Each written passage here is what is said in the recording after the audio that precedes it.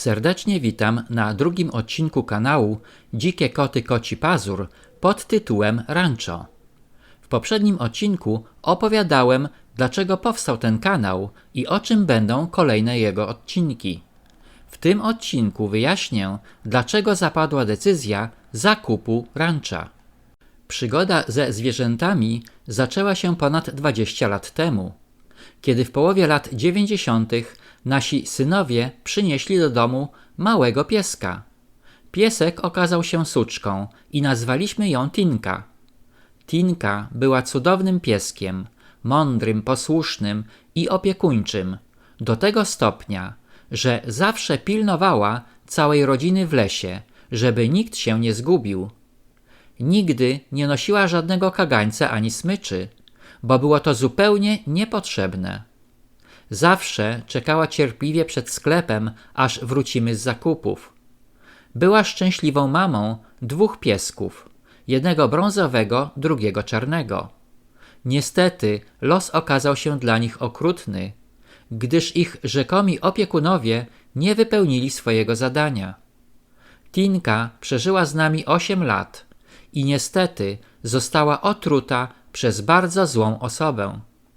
Wydawało się, że po tragicznej śmierci Tinki nie będziemy mieć więcej piesków, ale po roku pojawiła się Buńka. Buńka była zaprzeczeniem Tinki. Z zasady nie słuchała poleceń, nie aportowała, uwielbiała słodycze, marchewkę i truskawki. I najlepiej czuła się na smyczy, jak widać na zdjęciu. Poza tym potrzebne było jej ogrodzenie, bo jak się wypuściła, to szukaj wiatru w polu i potrafiła znikać na 2 lub 3 godziny.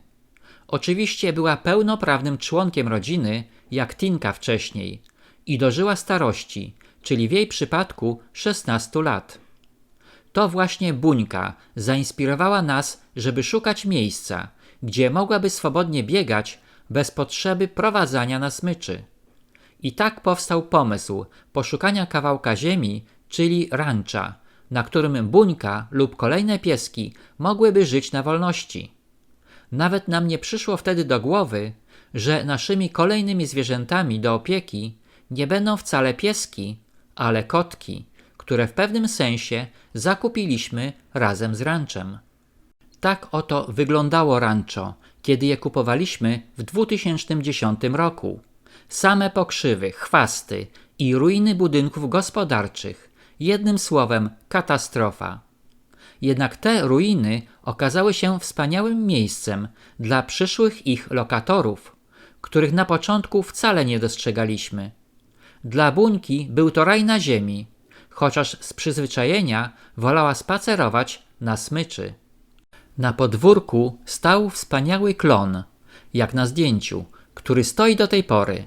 Poza tym wokół były tylko pokrzywy i pnie ściętych drzew, o które potykaliśmy się co chwilę.